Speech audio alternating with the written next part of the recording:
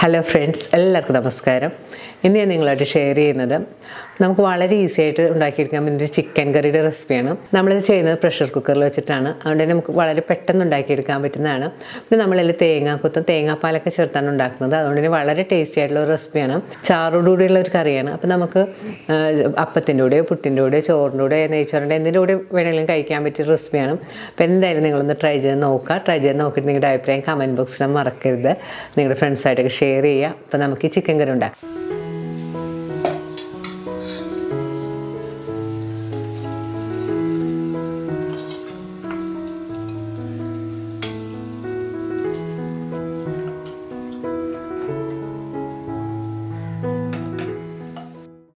Chicken കറി ഉണ്ടാക്കാനായിട്ട് ഞാനിവിടെ എടുത്തിരിക്കുന്നത് 1/2 കിലോ ചിക്കനാണ്.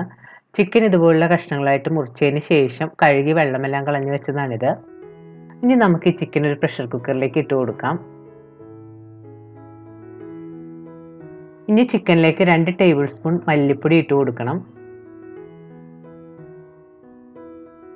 ഇനി ഇതിലേക്ക് 2 ടീസ്പൂൺ മുളക് പൊടി ചേർത്ത് കൊടുക്കാം.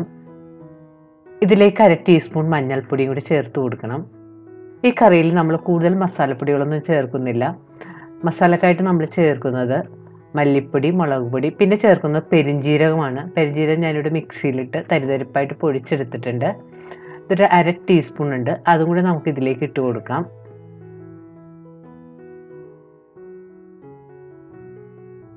ഇനി ഇതിലേക്ക് പാകത്തിനുള്ള ഉപ്പും കൂടി ചേർത്ത് കൊടുക്കാം. ഇതിലേക്ക് 6 അല്ലി വെളുത്തുള്ളിയും 1 ടീസ്പൂൺ ഇഞ്ചി ചോപ്പ് ചെയ്തതും കൂടി ചേർത്ത് കൊടുക്കണം. നമ്മൾ ഈ കറിയിൽ സവാള ഉപയോഗിക്കുന്നില്ല, ചെറിയ ഉള്ളിയാണ് ഇതിനായിട്ട് എടുത്തിരിക്കുന്നത്. 1 കപ്പ് ചെറിയ ഉള്ളി ഇതുപോലെ കഷ്ണങ്ങളായിട്ട് ഞാൻ മുറിച്ച് വെച്ചിട്ടുണ്ട്. അത് നമുക്ക് ചിക്കനിലേക്ക് ഇട്ട് കൊടുക്കാം. ഇതിലേക്ക് 2 തണ്ട് കറിവേപ്പിലയും കൂടി ചേർത്ത് കൊടുക്കാം. ഇനി നമുക്കിതിലേക്ക് ഒരു 1/2 കപ്പ് തേങ്ങ കഷ്ണങ്ങളും കൂടി ചേർത്ത് കൊടുക്കാം. തേങ്ങ ഇതുപോലെ ചെറിയ കഷ്ണങ്ങളായിട്ട് ഞാൻ കട്ട് ചെയ്തെടുത്തതാണ്. ഇതും കൂടി നമുക്ക് ഇതിലേക്ക് ചേർത്ത് കൊടുക്കാം. ഇനി ഇതെല്ലാം കൂടി ഒന്ന് കൈകൊണ്ട് നന്നായിട്ട് നിരടി യോജിപ്പിക്കണം.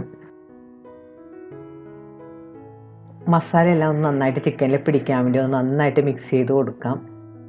ചിക്കൻ നല്ലതുപോലെ മിക്സ് ചെയ്തെടുത്തതിന് ശേഷം നമുക്കൊരു 20 മിനിറ്റ് മാറ്റി വെക്കണം. ചിക്കൻ മാരിനേറ്റ് ചെയ്ത് വെച്ചിട്ട് ഇപ്പോൾ 20 മിനിറ്റ് എല്ലാം കഴിഞ്ഞിട്ടുണ്ട്. ഇനി ഇതിലേക്ക് നമുക്കൊരു 1/4 കപ്പ് 2ാം പാൽ ചേർത്ത് കൊടുക്കണം. ഞാനിവിടെ 1 കപ്പ് തേങ്ങ ചിരവിയത് മിക്സിയിൽ ചെറിയ ജാറിലിട്ട് കുറച്ച് വെള്ളമൊഴിച്ച് അടിച്ച് പിഴിഞ്ഞെടുത്തതാണ്. 1/4 കപ്പ് 1ാം പാലും 1/4 കപ്പ് 2ാം പാലും. ഇപ്പോൾ 2ാം പാലാണ് നമ്മൾ ഇതിലേക്ക് ചേർത്ത് കൊടുത്തിരിക്കുന്നത്.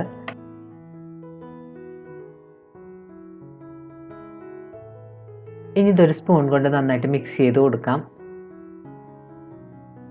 ഇനി കുക്കർ സ്റ്റവിൽ വെച്ച് ഇതൊന്ന് വേവിച്ചെടുക്കണം.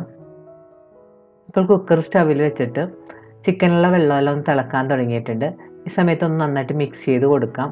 ഇനി കുക്കർ മൂടി ചിക്കൻ ഒന്ന് വേവിച്ചെടുക്കണം. കൂടുതൽ സമയമൊന്നും കുക്ക് ചെയ്യേണ്ട ആവശ്യമില്ല. 2 വിസിൽ വരുമ്പോഴത്തേക്കും നമുക്ക് സ്റ്റവ് ഓഫ് ചെയ്തിടാം.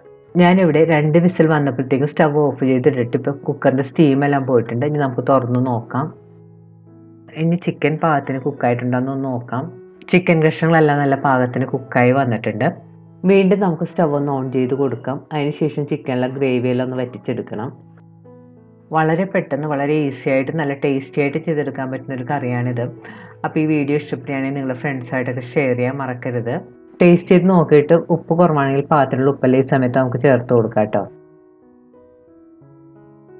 ഇപ്പോൾ ചിക്കൻ കറി നന്നായിട്ട് തിളച്ച് കുറുകി വരാൻ തുടങ്ങിയിട്ടുണ്ട്. ഈ സമയത്ത് നമുക്ക് ഇതിലേക്ക് 1/4 കപ്പ് 1ാം പാലും കൂടി ചേർത്ത് കൊടുക്കാം. 1ാം പാൽ ചേർത്ത് കഴിഞ്ഞ് കറി പിന്നെ കൂടുതൽ തിളക്കാൻ അനുവദിക്കരുത്. 1ാം പാൽ ചേർത്തതിന് ശേഷം നന്നായിട്ട് മിക്സ് ചെയ്ത് യോജിപ്പിക്കാം. 1ാം പാൽ ചേർത്ത് കഴിഞ്ഞ് കറി ചെറുതായിട്ട് തിളക്കാൻ തുടങ്ങിയിട്ടുണ്ട്. ഈ സമയത്ത് നമുക്ക് സ്റ്റവ് ഓഫ് ചെയ്യാം. ഇനി നമുക്ക് കറിയിലേക്ക് കുറച്ച് ചെറിയ ഉള്ളിയും കറിവേപ്പിലയെല്ലാം മൂപ്പിച്ച് ചേർക്കണം. അതിനായിട്ട് ഞാനിവിടെ ചീനച്ചട്ടി ചൂടാക്കാൻ വെച്ചിട്ടുണ്ട്. ചട്ടി ചൂടാകുമ്പോൾ അതിലേക്ക് 1 ടേബിൾ സ്പൂൺ വെളിച്ചെണ്ണ ഒഴിച്ചു കൊടുക്കാം. വെളിച്ചെണ്ണയുടെ കൂടെ ഞാൻ 1 ടേബിൾ സ്പൂൺ നെയ്യും കൂടി ചേർത്ത് കൊടുത്തിട്ടുണ്ട്. ഇപ്പോൾ വെളിച്ചെണ്ണയും നെയ്യും നന്നായിട്ട് ചൂടായി വന്നിട്ടുണ്ട്. ഈ സമയത്ത് നമുക്ക് ഇതിലേക്ക് ഒരു 2 തണ്ട് കറിവേപ്പില ഇട്ട് മൂപ്പിക്കണം. ഇനി ഇതിലേക്ക് 3 ടേബിൾ സ്പൂൺ ചെറിയ ഉള്ളി ചോപ്പ് ചെയ്തതും 2 പച്ചമുളക് ചെറുതായിട്ട് ചോപ്പ് ചെയ്തതും കൂടി ചേർത്ത് കൊടുക്കാം. അതിനുശേഷം നന്നായിട്ട് വഴറ്റി കൊടുക്കണം.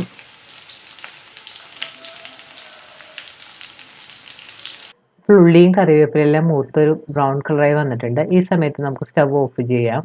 ഇനി ഉള്ളി മൂപ്പിച്ചത് നമുക്ക് കറിയുടെ മുകളിലേക്ക് ഒഴിച്ചു കൊടുക്കാം. അതിനുശേഷം നന്നായിട്ട് മിക്സ് ചെയ്ത് യോജിപ്പിക്കാം. നല്ലൊരു മണം വരുന്നുണ്ട്. നമ്മൾ നെയ്യുടെയും അതുപോലെ തന്നെ തേങ്ങാക്കൊത്തിൻ്റെയും ഉള്ളിയും മൂപ്പിച്ചതിൻ്റെ ഒക്കെ നല്ലൊരു മണം, കൊതിയൂർന്നൊരു മണമാണ് വരുന്നത്. ഞാൻ ഈ കറി കുറച്ച് ഗ്രേവിയോടുകൂടിയാണ് എടുത്തിരിക്കുന്നത്. അപ്പോൾ നിങ്ങൾക്ക് ഇത്രയും ഗ്രേവി വേണ്ടെങ്കിൽ 2-ാം പാൽ ചേർത്ത് നന്നായിട്ട് തിക്കായതിന് ശേഷം 1-ാം പാൽ ചേർത്ത് കൊടുത്താൽ മതി. അല്ല നിങ്ങളുടെ താല്പര്യം പോലെ ചെയ്യാം. നമുക്ക് വളരെ പെട്ടെന്ന് വളരെ ഈസി ആയിട്ട് ഉണ്ടാക്കിയെടുക്കാൻ പറ്റിയൊരു കറിയാണ്. അപ്പോൾ എന്തായാലും ഒന്ന് ട്രൈ ചെയ്ത് നോക്കുക. ട്രൈ ചെയ്ത് നോക്കിയിട്ട് നിങ്ങളുടെ അഭിപ്രായം കമൻറ്റ് ബോക്സിൽ മറക്കരുത്. നിങ്ങളുടെ ഫ്രണ്ട്സായിട്ടൊക്കെ ഷെയർ ചെയ്യുക. വീണ്ടും ഇതുപോലുള്ള എമ്മയും ടേസ്റ്റിയുമായിട്ടുള്ള റെസിപ്പി ആയിട്ട് നമുക്ക് കാണാം. Thank you.